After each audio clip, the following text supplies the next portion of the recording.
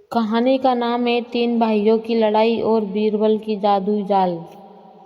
शहंशाह अकबर का दरबार लगा हुआ था, जहाँ हर तरफ रेशमी पर्दे, चिलचिलाते झूमर और इत्र की खुशबू महक रही थी। अकबर अपने सिंहासन पर विराजमान थे और उनके बगल में उनके सबसे प्रिय रत्न बीरबल मुस्कुराते हुए खड़े थे। तभी किले के मुख्य द्वार पर शोर सुनाई दिया। तीन नौजवान जो धूल से सने हुए थे और जिनके चेहरे पर गुस्से से लाल थे, चिल्लाते हुए अंदर आए। वे तीनों सगे भाई थे। उनके पीछे पीछे 17 ऊँटों का एक काफिला भी था, जो अपनी लंबी गर्दनों को हिलाते हुए शोर मचा रहे थे। बड़े भाई ने चीखकर कहा, जहाँ पनाह, हमें इंसाफ चाहिए। हमारे पिताजी मरते समय हमारे लिए एक ऐसी मुसीबत छोड़ गए हैं जिनका हल खुदा के सिवा किसी के पास नहीं है। अकबर ने उन तीनों को शांत कराया और पूछा, तुम लोग सगे भाई होकर इस तरह क्यों लड़ रहे हो? तुम्हारे पिता ने ऐसी क्या वसीयत छोड़ी है? बड़े भाई, जिसका नाम था आर्यन, एक ने कागज का टुकड़ा निकाला और पढ़ना शुरू किया। मेरे बेटों, मेरी मौत के बाद मेरे पास 17 ऊँट है। तुम तीनों को इस प्रकार बांटना है। बड़े बेटे को कुल ऊँटों का आधा हिस्सा मिलेगा, मंझले बेटे को कुल 1/3 हिस्सा मिलेगा, सबसे छोटे को कुल ऊँटों का 9वां हिस्सा मिलेगा। शर्त यह है कि किसी को भी ऊँट को काटा या मारा नहीं जाएगा और न ही किसी ऊँट को बेचा जाएगा। मंझला भाई वरुणा चिल्लाया, जहाँ पनाह, अब आप ही बताइए, 17 का आधा 8.5 कैसे होता है? क्या मैं ऊँट को बीच से काट दूं और 17 का 1/3 जो 5.5 होता है, क्या मैं उसकी टांग काट कर ले आऊं? छोटा भाई चेतन रोते हुए बोला, हुजूर, गणित के हिसाब से तो सारे हिस्से हमारे हिस्से में ऊँट के टुकड़े आ रहे हैं। हम तीनों लड़ रहे हैं, लेकिन कोई हल नहीं निकल रहा। अकबर ने बड़े बड़े गणितज्ञों और काजियों को बुलाया। मुल्ला दो प्याजा ने अपनी दाढ़ी खुजलाई और कहा, जहाँ पनाह, यहाँ तो कुदरत ने कानून के खिलाफ है। 17 एक ऐसी संख्या है जिसे 2, 3 या 9 से पूरा नहीं काटा जा सकता। इन भाइयों को चाहिए कि वे एक ऊँट बेच दें। बीरबल ने भाइयों ने तुरंत विरोध किया, नहीं, वसीयत में साफ साफ लिखा है कि ऊँट न बेचना है न मारना है। अकबर ने बीरबल की ओर देखा। बीरबल अपनी आंखों से एक शरारती चमक लिए देख रहे थे। अकबर ने कहा, बीरबल, क्या तुम इस गुत्थी को कोई चपेटा हल तुम्हारे पास है? बीरबल ने अपनी पगड़ी ठीक की और बोले, जहाँ पनाह, यहाँ तो बच्चों का खेल है। बस मुझे एक ऊँट की जरूरत है जो शाही अस्तबल से उधार लिया जा सकता है। बीरबल की चाल, 17 + 1 = समाधान। पूरा दरबार हैरान था। लोग फुसफुसाने लगे, बीरबल क्या पागल हो गए हैं? पहली ही 17 ऊँट नहीं बट रहे थे और एक और बढ़ा रहे हैं। बीरबल ने शाही अस्तबल से अपना पसंदीदा घोड़ा सफ़ेद ऊँट मंगवाया और उसे 17 ऊँटों के बीच खड़ा कर दिया। अब कुल 18 ऊँटों की संख्या हो गई है। बीरबल ने बड़े भाई आर्यन को बुलाया और कहा, आर्यन, तुम्हारे पिता की वसीयत के अनुसार तुम्हें आधा हिस्सा चाहिए। अब बताओ, 18 का आधा कितना होता है? आर्यन की आंखें चमक उठी। उसने कहा, हुजूर, 9 ऊँट। बीरबल ने कहा, ठीक है, अपने 9 ऊँट ले लो और किनारे खड़े हो जाओ। बीरबल ने मंझले भाई को वरुण को बुलाया। वरुण, तुम्हें 1/3 हिस्सा चाहिए था। 18 का 1/3 कितना हुआ? वरुण खुशी से उछल पड़ा, हुजूर, 6। बीरबल ने कहा, ले लो अपने 6 ऊँट और अलग हो जाओ। अंत में बीरबल ने सबसे मंझले भाई को बुलाया, चेतन, 9, तुम्हें 9वां हिस्सा चाहिए था। अकबर, 18 का 9वां हिस्सा कितना हुआ? चेतन ने झूमते हुए कहा, हुजूर, 2। बीरबल ने कहा, अपने 2 ऊँट ले लो। दरबार में सन्नाटा छा गया। अब दरबार में मौजूद सभी लोग हिसाब लगाने लगे। बड़ा भाई 9 ऊँट, मंझला भाई 6 ऊँट, छोटा भाई 2 ऊँट, कुल जोड़कर हुए 9 + 6 प्लस 2 बराबर 17 ऊँट। 18 ऊँट जो बीरबल का था वह अकेला खड़ा रह गया। बीरबल ने मुस्कुराते हुए उस ऊँट को लगाम पकड़ी और अकबर ने बोले, जहाँपनाह, तीनों भाइयों को उनके पिता की वसीयत के अनुसार उनका पूरा हिस्सा मिल गया। वह भी बिना किसी को काटे, और चूंकि मेरा ऊँट बच गया है तो मैं उसे वापस अपने घर ले जाता हूँ। पूरा दरबार बीरबल जिंदाबाद के नारे से गूंज उठा। अकबर अपनी कुर्सी से खड़े हो गए और बोले, तुमने आज साबित कर दिया कि जहाँ गणित हार जाता है वहाँ बुद्धि का जादू शुरू होता है। लेकिन बीरबल इतने पर ही नहीं रुके। उन्होंने देखा कि ऊँट तो बट गए, लेकिन तीनों भाइयों के मन में अब भी एक दूसरे के प्रति ईर्ष्या थी। बड़ा भाई 9 ऊँट पाकर घमंड में था, जबकि छोटा भाई 2 ऊँट पाकर खुशी था। बीरबल ने कहा, जहाँपनाह, ऊँट तो बट गए, लेकिन इसका मस्तक दिमाग कभी भी नहीं सुधरा है। इनके पिता ने एक और गुप्त संदेश छोड़ा था, जो मैंने वसीयत के पीछे दृश्य स्याही में दे पड़ा है। तीनों भाई चौंक गए। बीरबल ने झूठ बोला था ताकि वे आपस में जुड़ सके।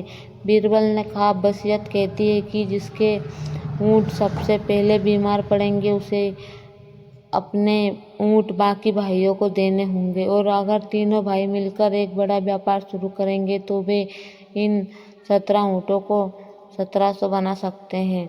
भाइयों ने अपनी गलती का एहसास हुआ। वे समझ गए कि अलग अलग रहकर भी वे सिर्फ 2 या 9 के मालिक हैं, लेकिन साथ मिलकर एक विशाल काफिले के स्वामी बन सकते हैं। उन्होंने वही एक दूसरे को गले लगाया और बीरबल के पैर छुए। कहानी की शिक्षा: नजरिया बदलिए। कभी कभी समस्या का समाधान अंदर के नहीं बल्कि बाहर से कुछ जोड़ने में होता है। बल्कि बीरबल ने 18वां ऊँट जोड़कर वह समाधान निकाला जो गणित रूप से नामुमकिन लग रहा था। जब तक भाई लड़ रहे थे उन्हें सिर्फ घाटा ऊँट दिख रहा था। जैसे ही वे बीरबल की युक्ति से शांत हुए उन्हें लाभ दिखने लगा। तलवार और फौज जो काम नहीं कर सकती वह एक चतुर मस्तिष्क बीरबल जैसा पल भर में कर देता है। अकबर ने बीरबल को 5000 स्वर्ण मुद्राएं इनाम में दी। बीरबल ने जाते जाते चुटकी ली, जहाँपनाह, गणित कहता है कि 1 में 1 जोड़ने पर 2 होते हैं। लेकिन कहानी का नाम है दरबार में आया वह अंधा आदमी जिसे आंखों के बिना सब कुछ देख लिया था। मुगल साम्राज्य की राजधानी आगरा में उस दिन हवा कुछ अलग ही रुख अपना रही थी। शहंशाह जलालुद्दीन मोहम्मद अकबर अपने सिंहासन पर विराजमान थे। दरबार की कार्यवाही चल रही थी, लेकिन अकबर का मन कुछ अशांत था। वे बार बार अपनी उंगलियों से सिंहासन हलते और थपथपा रहे थे। तभी दरबार के प्रवेश द्वार पर एक बूढ़ा आदमी दिखाई दिया। उसके सफेद बाल और लंबी दाढ़ी और फटे हुए लेकिन साफ कपड़े उसे एक फकीर का रूप दे रहे थे। उसकी आंखों पर एक काली पट्टी बंधी थी और हाथ में एक साधारण सी लकड़ी की लाठी थी। पहरेदारों ने उसे रोका। वह शांत स्वर में बोला, शहंशाह को बता दो कि ऐसा आदमी आया है जो नहीं देख सकता, लेकिन वह सब कुछ देख चुका है, जो इस दरबार की खुली आंखों ने आज तक नहीं देखा। अकबर ने जब यह सुना तो उनकी जिज्ञासा जाग उठी। उन्होंने उसके अंदर आने की अनुमति दी। बूढ़ा आदमी दरबार के बीचों बीच आकर खड़ा हो गया। उसने सिर झुकाकर सलाम किया। अकबर ने कहा, हे बुजुर्ग, तुमने बड़ा भारी दावा किया है तुम देख नहीं सकते, फिर भी कहते हो कि तुमने सब कुछ देख लिया। यह क्या तुम्हारा कोई मजाक है या कोई जादू? अंधे आदमी ने मुस्कुराते हुए कहा, जहाँपनाह, आंखों का काम सिर्फ तस्वीर दिखाना है, लेकिन उसे समझने का काम नज़र का होता है। मैं देख नहीं सकता, इसलिए मेरी अंतर्दृष्टि जाग गई है। मैं आपकी इस महफिल में मौजूद हर शख्स के मन का हाल उसकी ईमानदारी और यहाँ तक कि दरबार की दीवारों में छिपे राज को भी बता सकता हूँ। अकबर ने मुस्कुराकर बीरबल की ओर देखा। बीरबल ने संकेत में कहा कि इसे एक मौका दिया जाए। अकबर ने उस अंधे आदमी की परीक्षा लेने की सोची। उन्होंने शाही जोहरी को बुलाया और 2 बिल्कुल एक जैसे वाले हीरे मंगवाए। एक हीरा बेशकीमती और असली था, जबकि दूसरा उसी आकार और चमक का बेहतरीन कांच का टुकड़ा। दोनों को एक ही मखमली मेज पर रख दिया। अकबर ने कहा, बताओ इसमें से असली हीरा कौन सा है और कौन सा कांच का। याद रहे तुम इसे छू नहीं सकते। पूरा दरबार सन्नाटे में था। फिर देखे और बिना छुए कोई कैसे बसा सकता है। अंधा आदमी मेज के पास गया। वहाँ कुछ देर चुपचाप खड़ा रहा। उसने अपनी नाक से हवा को सूंघा और अपने कान मेज की ओर झुकाए। फिर वह थोड़ी देर तक धूप की गर्मी को महसूस करने लगा जो खिड़की से आ रही थी। 1 मिनट बाद उसने हाथ उठाकर एक पत्थर की ओर इशारा किया और कहा, जहाँ पन्ना यहाँ कांच का टुकड़ा है और दूसरा असली। जोहरी दंग रह गया। अकबर ने पूछा, अद्भुत, तुमने यहाँ कैसे जाना? अंधे आदमी ने कहा, जहाँ पन्ना बहुत आसान था। दोपहर की तीखी धूप इन दोनों पत्थरों पर पड़ रही थी। जो कांच का था वह धूप की गर्मी से तपकर गर्म हो गया, लेकिन जो असली हीरा था वह इतनी कड़ी धूप में भी अंदर से शीतल और ठंडा बना रहा, ठीक वैसे ही जैसे एक सच्चा इंसान मुश्किल की आग में भी अपना धैर्य नहीं खोता, जबकि नकली इंसान जरा सी गर्मी पाते ही तप जाता है। दरबार वाह वाह के नारे गूंज उठा। अकबर अब प्रभावित थे, लेकिन वे उसे और भी कठिन चुनौती देना चाहते थे। उन्होंने कहा, यह तो निर्जीव वस्तु की बात थी। अब बताओ, क्या तुम मेरे दरबारियों के बारे में कुछ बता सकते हो?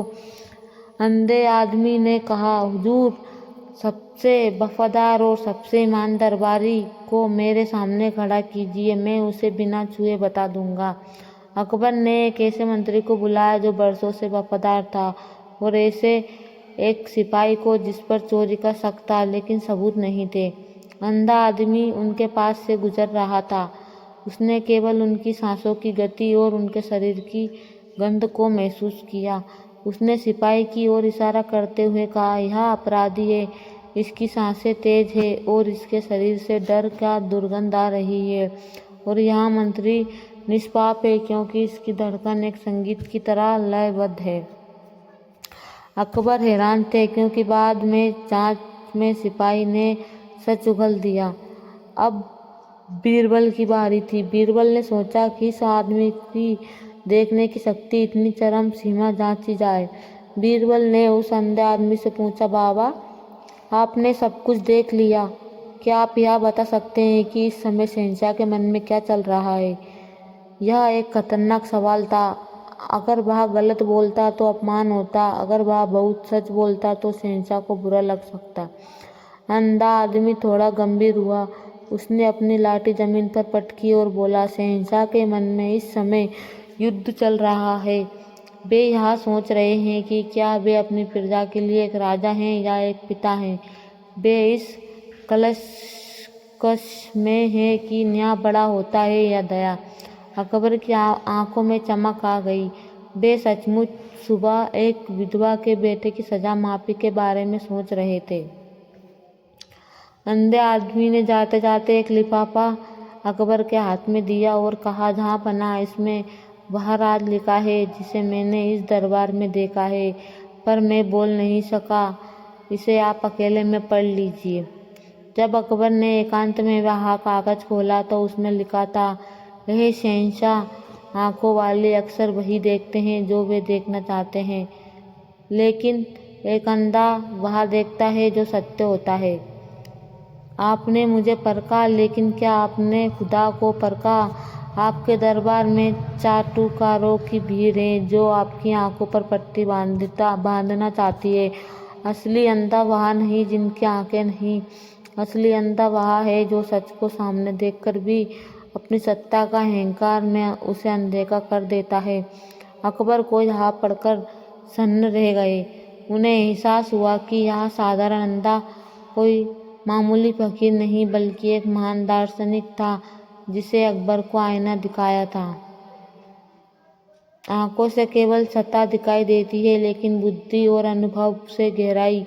एक इंसान को परखने के लिए उसकी सूरत नहीं, सीरत, चरित्र देखनी चाहिए।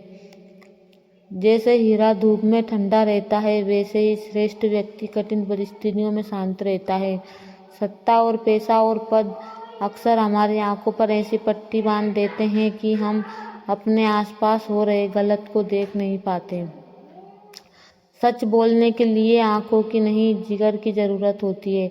अकबर ने अगले दिन बीरबल से कहा, आज मुझे एहसास हुआ कि उस अंधे आदमी ने वाकई सब कुछ देख लिया था।